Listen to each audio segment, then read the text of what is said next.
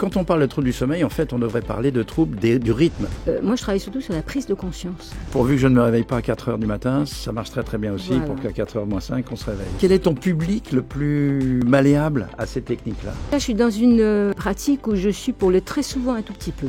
Mais c'est des choses qui durent de 10 secondes à 1 minute. Hein. Et par exemple, ces notions de stress, elles s'accumulent souvent par des contractions musculaires. Ouais, donc ça, c'est des choses que tu leur fais faire aussi. Tout ce qui conditionne, tout ce qui rassure, tout ce qui rappelle, c'est important.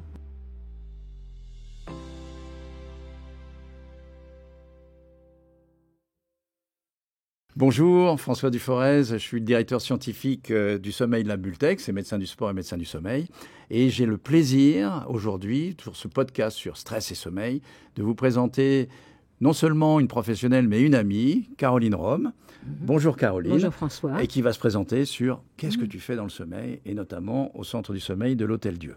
Donc moi je suis sophrologue depuis presque une trentaine d'années, je viens du monde du sport de haut niveau et donc je me sers beaucoup de cette base de sportive pour animer mes groupes au Centre du sommeil de l'Hôtel-Dieu où on est sur une dynamique sur 24 heures pour stimuler les rythmes veille-sommeil. Très bien. Quand tu parles de sport de haut niveau, tu étais dans quelle discipline? J'étais gymnaste. Gymnaste. Donc à l'époque où ça passait ou ça cassait, un peu en force. Un peu en force, d'accord. Oui. Et maintenant, tu es dans la souplesse et dans l'adaptation. Dans l'adaptation et surtout la connaissance de soi. D'accord. Alors nous, on se connaît depuis un certain temps, on va dire. Oui. Donc moi, je suis médecin hospitalier à l'Hôtel-Dieu et je t'adresse régulièrement, en fonction de certains troubles du sommeil dont on va discuter, des patients pour une sorte d'apprentissage.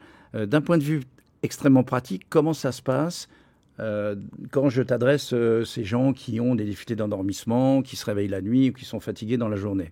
Comment tu m'adresses? En passant par les secrétaires. Voilà, déjà. Voilà, déjà et d'une. Et donc, au sein du Centre du sommeil de l'Hôtel-Dieu, ce sont des groupes.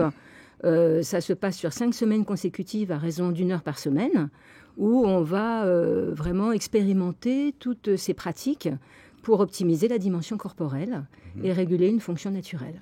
D'accord. Non, parce que quand on parle de troubles du sommeil, en fait, on devrait parler de troubles du rythme, veille-sommeil. Oui, tout à fait. Moi, je vois avec mes patients, par exemple, les gens nous disent « Donnez-moi une technique non médicamenteuse qui me permet justement de régler mon problème de sommeil », sachant que c'est des problèmes de sommeil qui sont là depuis, les gens qu'on voit, depuis 10-20 ans. Un petit point d'ailleurs, il y a 2 populations que tu peux voir. Toi, je crois que tu as les insomniaques, on va les définir, mais tu as aussi de l'autre côté, ce qui est moins connu, les gens qui dorment trop. Voilà, exactement. On a aussi des groupes d'hypersomniaques, donc ils sont moins nombreux, donc ça, c'est moins répétitif, où là, il y a des pathologies comme des narcoleptiques, mais en même temps des hypersomnies idiopathiques, on ne sait pas trop ce qui se passe.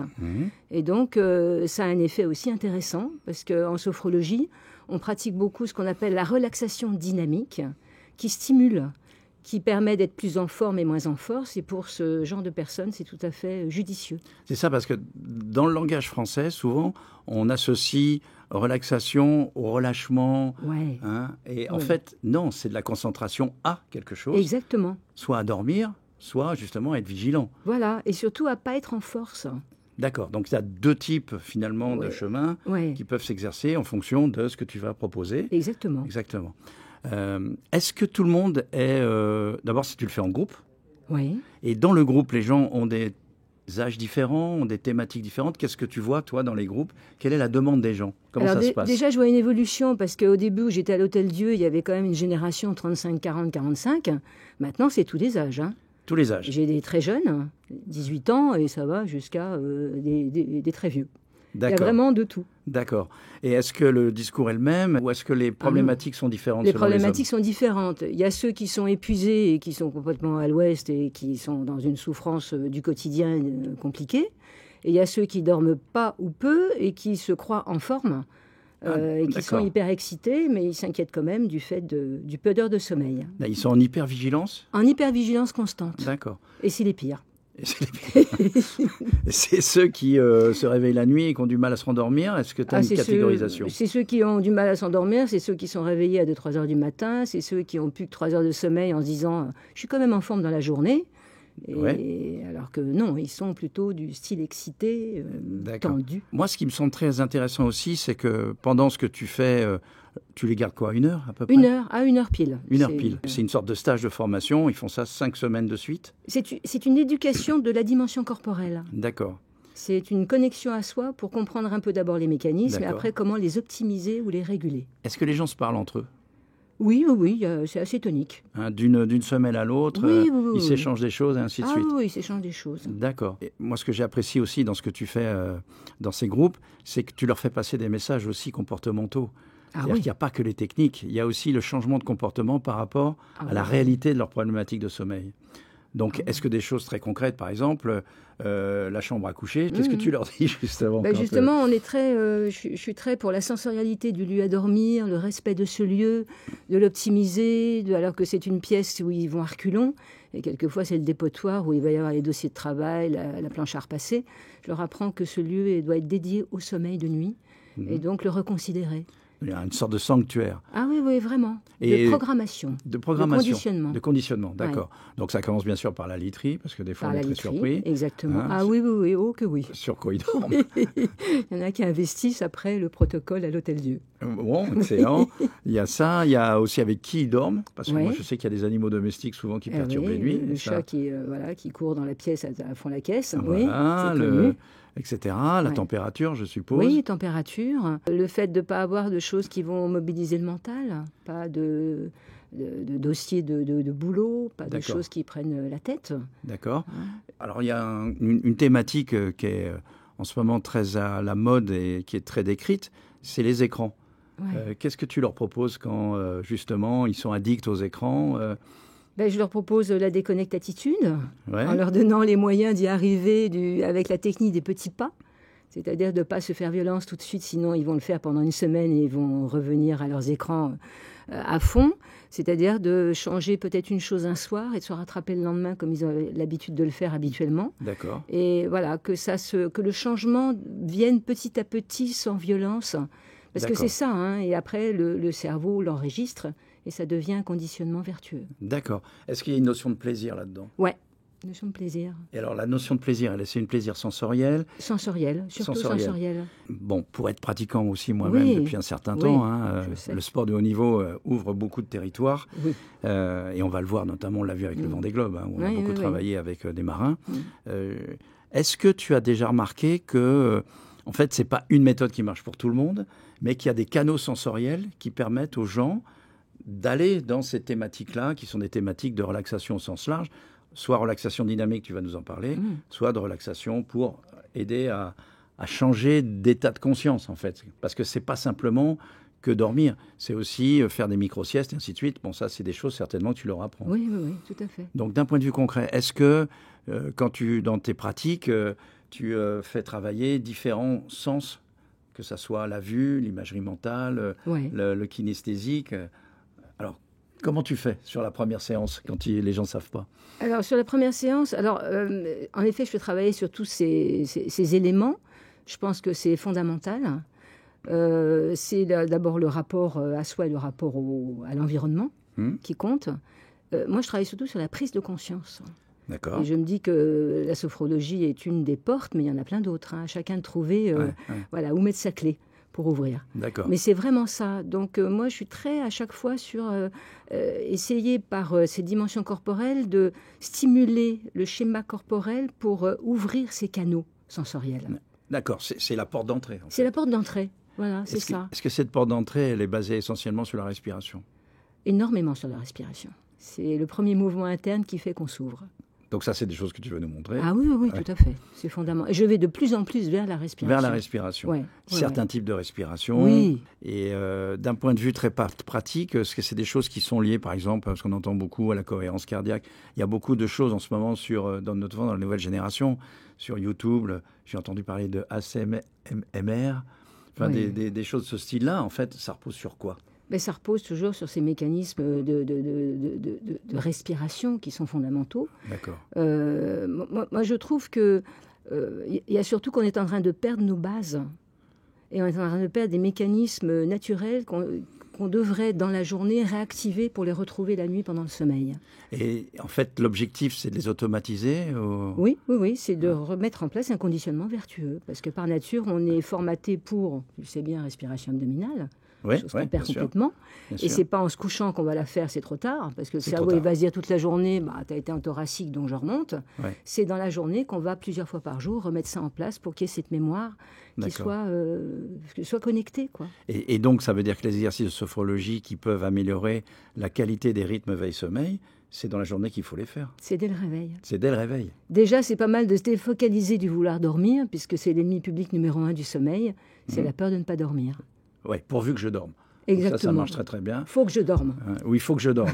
Il y a une injonction. On connaît ça. Paradoxal d'ailleurs. Oui, tout à fait. Pourvu que je ne me réveille pas à 4 heures du matin, ça marche très très bien aussi pour qu'à 4 heures moins 5, on se réveille. Oui, ou alors je sais que je vais me réveiller à 4 heures du matin. Ça, c'est pas mal aussi. C'est du conditionnement donc. Exactement.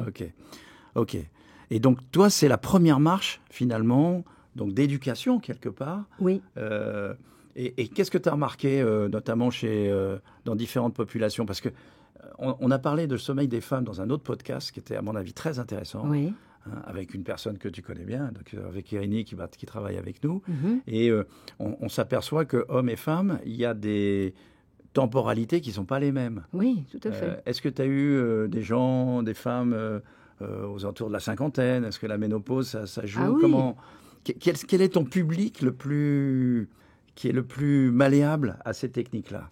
Alors, c'est déjà quand il y a un petit nouveau qui arrive, la maternité, la paternité. Voilà. Donc là, c'est des débuts de l'insomnie, quelquefois. En effet, la ménopause, avec des femmes de plus de 50 ans qui ont quand même un impact au niveau de leur sommeil, à cause des bouffées de chaleur et tout ça, hormonal. Voilà, c'est vraiment... là, il y en a toujours dans les groupes, tout le temps. Maintenant, vraiment, le nombre le plus important de personnes qui viennent dans ces groupes, c'est ceux qui ont une charge mentale incroyable. Donc ça, tu penses, et c'est le privilège aussi depuis quelques années, de voir une évolution sur une augmentation de la charge mentale. Ah oui, c'est 75% à peu près, les 3/4, c'est lié au trop de stress. C'est la mauvaise gestion des rythmes de la journée avec j'ai pas le temps, j'ai pas fait ci, j'ai pas fait ça, j'ai ça à faire, grand écart tout le temps, avec un manque de concentration, d'attention. Et d'attention, C'est fou. Et est-ce que la Covid, avec le fait qu'il y a une explosion des vidéos, des visios, est-ce que c'est des choses où tu vois qu'il y a une modification? Qu'est-ce que tu leur apprends concrètement à faire des pauses et qu'est-ce qu'on fait pendant ces pauses? Alors moi déjà, je suis dans des pratiques où je suis pour le très souvent un tout petit peu. Parce que la sophrologie, c'est vraiment, pour moi, qui viens du monde du sport et qui aime le mouvement, c'est faire équipe avec soi. C'est optimiser cette dimension corporelle qui a été niée qui est encore niée maintenant. On oublie le corps au travail, c'est juste l'image qu'on donne, mais pas comment je fonctionne. Donc c'est très souvent un tout petit peu pour justement ce rappel. On ne va pas changer le monde qui part en vrille. Comment on aborde ce monde et comment on s'adapte. D'accord. Donc, très souvent, je rappelle à mon cerveau, t'es cool. Et tu fais ça en situation? Ah, en situation. Donc moi, je dis à mes patients, par exemple, 5 à 10 fois par jour, quelques respirations. Dès qu'il y a une charge mentale trop, telle pratique. Mais c'est des choses qui durent de 10 secondes à 1 minute, c'est tout. Oui, c'est ça. Mais c'est des petits rappels. Vivre au quotidien. À vivre au quotidien. Ça, donc ça veut dire qu'on n'est pas obligé d'être couché pour faire ces techniques-là. On peut le faire dans les transports en commun. Oui. En attendant l'ascenseur. Assis, vraiment en situation, même en réunion quand on ne parle pas, évidemment. Exactement. D'accord. Donc, ça, c'est ces choses que tu fais d'une manière régulière. La question, c'est, est-ce que tu revois des gens qui ont pratiqué avec toi? S'il y a un ou deux trucs qu'ils retiennent, une sorte de... sans que ça soit une recette miracle, mais quelles sont les choses qui s'appliquent généralement le plus facilement? Alors, le plus facilement, c'est, je dirais, surtout pour ces personnes qui sont archi-speed, et qui sont de plus en plus nombreuses, la respiration au carré est très appréciée. D'accord. Tellement facile à mettre en place et valable sur les 24 heures. C'est-à-dire qu'on peut s'en servir pour se concentrer, on peut s'en servir pour les montées de pression, pour les angoisses, pour tout ce qui est gestion des émotions, et en même temps, au ralenti, la nuit pour calmer le mental. Donc, c'est vraiment sur 24 heures, je peux utiliser cette pratique. Donc, c'est une imagerie mentale et physique. Oui. C'est vraiment une pratique qui va réguler le rythme cardiaque, permettre de garder la main, je dirais, la maîtrise. La maîtrise, le contrôle, avec une image mentale qui est concrète. Image ou... Ça dépend. Ça dépend. Comment les gens se l'approprient, cette histoire-là? Ils te décrivent le carré ou comment? Alors, déjà, je leur explique comment. Après, je leur demande de le faire tout seul. Il y en a qui l'ont tout de suite, donc ils se débrouillent avec. Et quand ils n'ont pas cette capacité à le faire facilement, je leur donne des outils. Comme tu le dis, se visualiser le carré. Il y en a, c'est plus auditif, le tempo, ils s'entendent. Un temps d'arrêt.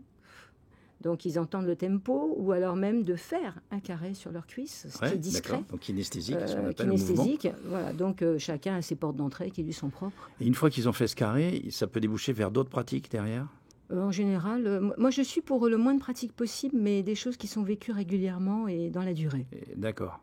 Parce que comme il y a beaucoup de charge mentale, puis il y a des essentiels. Quand on est vraiment là-dedans, quelque part, ça suffit. Et par exemple, ces notions de stress, elles s'accumulent souvent par des contractions musculaires. Oui, tout à fait. Donc ça, c'est des choses que tu leur fais faire aussi. La relaxation dynamique dont je te parlais tout à l'heure, qui est vraiment ça, où tension-détente, avec rétention de l'oxygène. Et après, une fois qu'on lâche, c'est comme si on ouvrait des vannes. Et tout cet oxygène véhiculé par le sang va aller vraiment ouvrir, chauffer. Et donc là, c'est dans l'augmentation de la vigilance. Exactement, voilà. Et en fait, ça repose sur le principe que si on veut bien dormir, il faut être le plus vigilant possible, physiquement, et pas que mentalement, pour pas que c'est cette distorsion entre la charge physique et la charge mentale qui fait que les rythmes naturels et l'augmentation, la pression du sommeil va augmenter, on va plus facilement dormir. Exactement. Et un des derniers points, je pense, qui est important, parce que je pense que ça, c'est clé, en tant que médecin du sommeil, on sait que la qualité de la journée dépend de la qualité de l'éveil. Et donc, les techniques de sophrologie que tu pratiques, est-ce que tu as un rituel, par exemple? Alors, pour s'endormir, c'est une chose, mais aussi, une fois que tu es éveillé, pour bien commencer la journée. Oui, alors moi je suis très dans le pratico-pratique. À chaque fois, c'est en lien avec la physiologie. Et puis après, la prise de conscience par l'écoute des sensations. Le matin, moi je préconise beaucoup ce qu'on appelle le chauffage corporel. Parce qu'on sait que nos insomniaques ont une mauvaise thermorégulation, une frilosité qui est souvent présente. Et là, ça permet de remonter la température centrale. D'accord. Donc ça, au sortir de la douche, avant de s'habiller, c'est top, parce qu'on n'a même pas froid avant de s'habiller. Et d'abord, c'est bon, parce que ça masse tous ces organes qui sont là, ça améliore le transit. En même temps, tout de suite, ça fait remonter la température. Ça leur permet de passer de off, je suis un peu dans les choux, peut-être de mauvais poil, à on, d'une façon plus physiologique. Est-ce que c'est des exercices qu'on peut faire sous la douche? Ah oui, tout à fait. Donc c'est très concret. Ah, c'est très concret. Et ça permet aussi, parce que souvent, mes patients me disent, j'y pense pas. Et je leur dis, là, vous le mettez dans un systématisme, comme vous lavez les dents, ou sous ma douche, et après, ça rentre facilement. Est-ce que tu leur parles de rituels, comme ça, le matin? Oui. Tout ce qui conditionne, tout ce qui rassure, tout ce qui rappelle, c'est important dans une démarche d'habitude sécurisante. Voilà. Oui, et puis d'automatisme. Et d'automatisme, tout à fait. Donc ça, c'est un des points aussi qu'on souligne justement pour tout ce qui est environnemental. C'est qu'on ne peut bien dormir que si on est en sécurité. Exactement. Et donc, dans la notion de sécurité, ça repose sur des pratiques qui sécurisent, tout simplement. Oui. Très bien. Bon, c'est passionnant tout ça. Enfin, moi, je le savais déjà, mais transmettre, c'est encore mieux. Je suis convaincue, de toute façon. Eh bien, merci Caroline. Merci d'avoir écouté ce podcast. Et je vous encourage à aller voir les autres épisodes du Sommeil de la Bultex. Vous allez voir, il y a plein de podcasts avec des choses très concrètes et très pratiques.